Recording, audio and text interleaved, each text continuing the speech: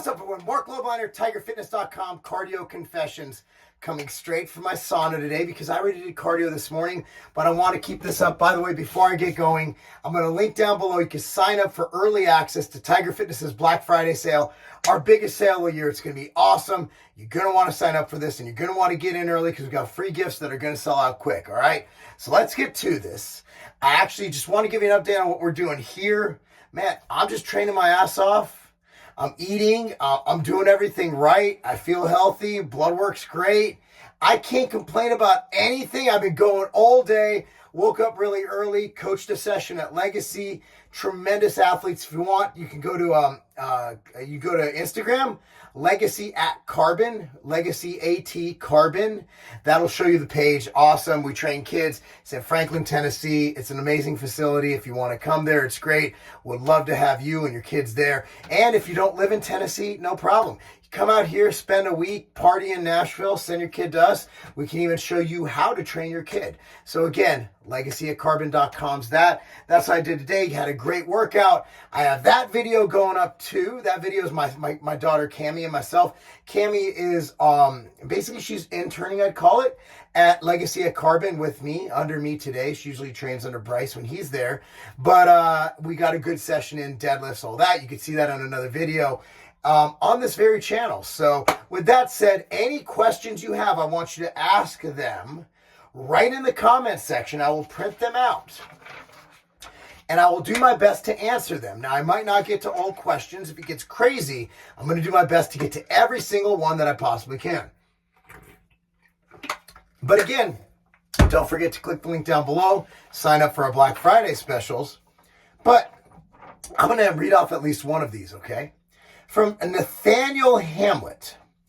Could you go off on a good rant about steroid comments from non-lifters? I never get tired of people asking about my penis size. So one of the main things I get on Twitter, for example, is when I say anything, people automatically go and they accuse me of having a small penis. Now, because of steroids, they say the steroids have shrunk your penis. Number one is, steroids actually don't shrink your penis. What steroids do is they cause atrophy of your testicles. The reason they cause atrophy of your testicles is because your testicles no longer have to produce its own testosterone for your body because you're getting it from an exogenous source. So your body has plenty of testosterone, so your testes are like, I'm done. There's no need for me to do anything here. So your testes are just like, I don't need to do anything. I'm just going to chill and let this exogenous source take care of you. You're all good. It's a feedback mechanism, a response mechanism in your body. But the penis. So my penis, from what I can tell, is just fine. In fact, I've read certain things. I know that HCG is actually used for females through fertility treatments. And also HCG has been used for decades by bodybuilders to kickstart their testicles to produce sperm again. Sperm in their semen, to impregnate their wife. So let's say you go on a cycle, your balls shut down. HCG helps to kickstart them, so to speak. HCG, there's plenty of data on this online, has been implicated in actually treating those with micropenis. It actually added a significant amount of size to those with micropenis. Now, I don't have a micropenis. I'm able to operate in all positions, even reverse cowgirl, which you need a little bit of girth for that. Actually, a little bit of length for that, right? So I'm able to operate in all those positions, so I don't have a micropenis. However, it's getting weird here. Let me stop, collaborate, and listen, okay? No, steroids do not shrink your penis, but they do shrink your balls. However, that can be mitigated by taking HCG, or now I believe they're using gonadotropin because HCG for some reason has been taken off the market as a prescription drug. No idea why. I didn't look into that as much. But yes, steroids do not cause your dick to shrink. So there's that question that everybody needed answered, and there it is. And people will say that roid rage. Now, I will not say that roid rage isn't real. I have seen people on steroids change. Those are usually people on a lot of steroids. For example, I've had a powerlifting friend in the past, personality completely changed. However, I will say that one of my good friends, no names mentioned, as a bodybuilder, a militant natural bodybuilder, when he was getting ready for a show, because he was hungry, he was depleted, his personality changed so much, I had to actually fire him from our company because he was such a belligerent, insubordinate employee. So, yeah, there is such thing as roid rage. But I believe that if you meet bodybuilders, if you meet like a, like any of these guys in the top, like Brandon Curry and Nick Walker, like all these guys are very even keeled, and steroids aren't causing them. What I think is that if people are naturally assholes, steroids can make you more of an asshole. It can exacerbate the asshole issue. But if you're generally a calm, chill dude, steroids aren't going to make you into a monster. You're not going to Jekyll and Hyde that shit. It's just going to make you, more of an asshole. But generally speaking, it's not going to turn a nice guy into an asshole. It's going to turn an asshole into more of an asshole. Another thing is the steroids got your brain. They made you stupid. Well, actually, that would be the opposite. You look at higher testosterone in very high achieving men. Now, obviously, I'm not talking about, super high, like 50,000. I'm talking about high normal. Like my testosterone, I posted my blood work. I've done videos on it. My testosterone comes out at 1,000. That's high normal. That is not super physiological. So if you are taking TRT or you're bringing your levels up to normal, I would argue that it'll actually make you smarter. It'll give you more energy, give you more competitive edge. It'll make you have more libido. So maybe you're stupid because you're always chasing pussy. But at the end of the day, it's going to make you a better individual if your testosterone levels are normal to high normal. Okay, now getting into the 5, 6, 7, 10,000 range, don't know. I don't know. I know that it's probably not good for you long term, which is why I don't recommend, doing super physiological doses of testosterone, because, too much of a good thing isn't always a good thing. That's why I like to keep mine around 1,000. So Nathaniel, while I didn't rant about it, that is the answer. We got time for at least one more question. Andre Stephanou.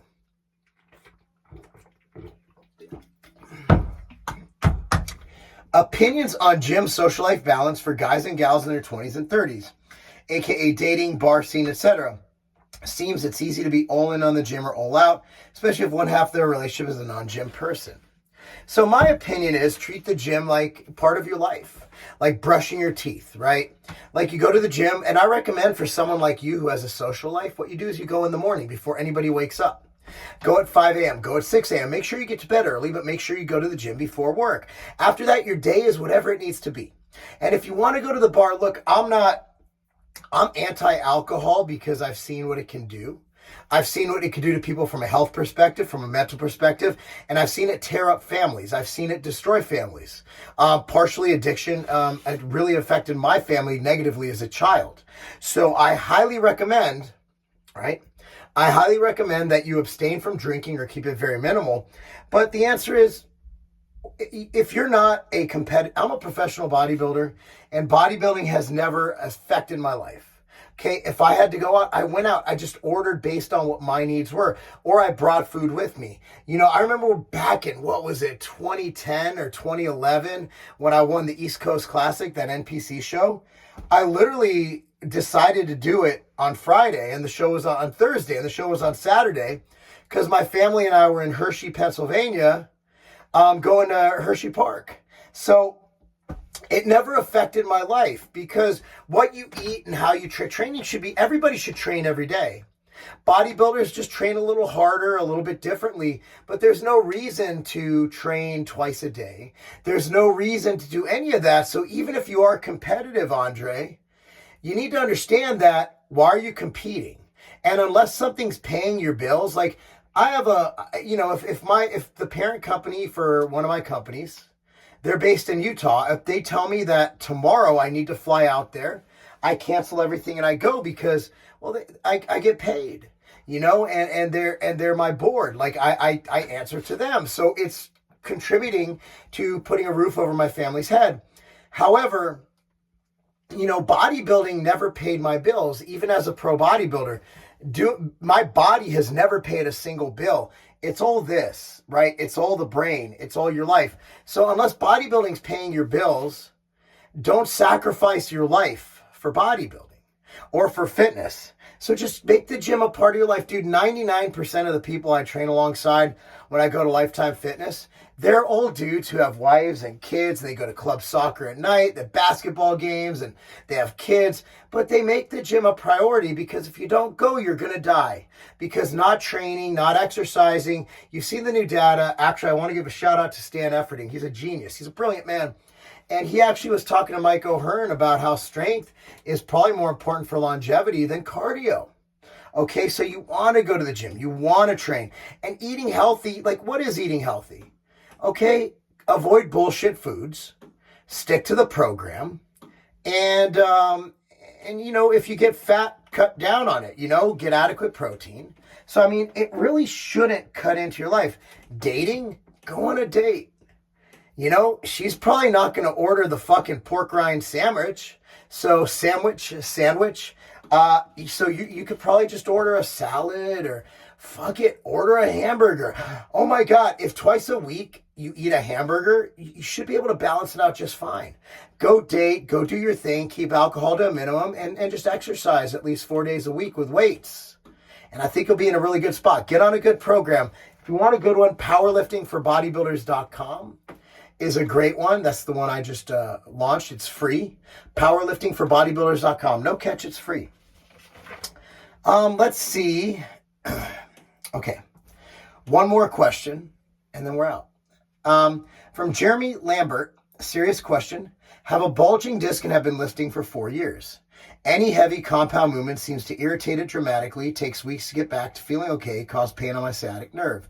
Recently changed up my training, a lot more cardio and flexibility-based movements, no real progressive overload. I miss the heavy weights and compound movements, but don't want to sacrifice quality of life for heavy weights. So you have a bulging disc. So the question is, what movements are you cleared to do, right? This question has no answer, even if I was a qualified, a physician or a qualified specialist, right? Like, I don't know what you've been cleared to do. I know you have a bulging disc, but there are ways to mitigate it and work around it. Like, what are you doing to rehab it, right? You're doing flexibility movements, you're doing mobility, you're doing cardio. That's great. But we all know, like we just discussed prior, that strength training is literally the fountain of youth. It is the key to longevity and a long, healthy, happy life. Avoiding, bone issues, avoiding sarcopenia when you're older, all these things. So I think you really need to get with somebody who can address this issue. If you were for example, if you were where I live, I would have you hook up with my buddy, either Dr. Ross Keys or Dr. Brandon Kasinger. I would have you link up with one of them and we would work together, and I would work as your strength coach and they would work as your chiropractic advisor. Again, these are chiropractors, but they're not normal chiropractors. These are guys who are literally going to try and get you back into being a functional, optimal person. So they're not just going to snap, crackle, pop you. They're going to do everything they can to make you move. So at the end of the day, you need to find someone like that. And you need to find someone who can either do it themselves or work with some kind of a coach who knows how to mitigate and treat and rehab and work with your care physician who's caring for this problem and get beyond it and fix it, right? So it's going to take two things. It's going to take some kind of a specialist to help fix this, whether it's surgical or non-surgical, I'm not sure. And then you have to actually do it. By not doing strength movements, I would venture to guess that you're actually probably not doing it any favors. You have to teach your body to work under pressure. Now, when you say heavy weights, if you're doing heavy weights, you got to do them carefully. Now, some movements might not work for you. So let's say a squat doesn't work for you. Cool. Can you do goblet squats, right? Say a deadlift doesn't work for you. Cool. Can you do wall-facing kettlebell deadlifts? Can you do hex bar deadlifts? Those are all questions. But anyway, guys, hopefully you like this. I want you guys to ask all your questions in the comments section. I'll do my best to answer all of them because, well, content is king, right?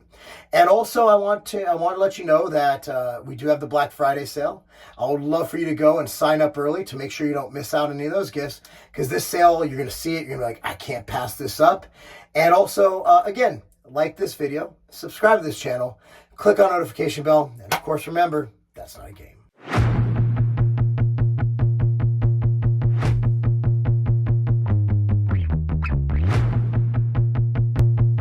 Training intensity is everything. If you want to build muscle, if you want to get better, if you want to go hard, you need to train intense. A lot of pre-workouts, they get you intense. But then what happens? You crash. A lot of pre-workouts, they give you the pump, but then what happens? It wears off. A lot of pre-workouts, they'll give you all that stuff, but it doesn't add to your endurance. I want to be able to lift heavy. I want to be able to feel the pump. I want veins bulging from every single part of my body. I want to lift heavier weights every single time. I want to run farther. I want to run faster. I want to push harder, and I want to get bigger, stronger, and faster. And that's why I created Clash 3D. This pre-workout is next level, featuring 3D pump, Vasodrive AP, and a lot of other epic ingredients. Guys, this is the pre-workout that you need to take your workouts and your performance and your physique to the next level.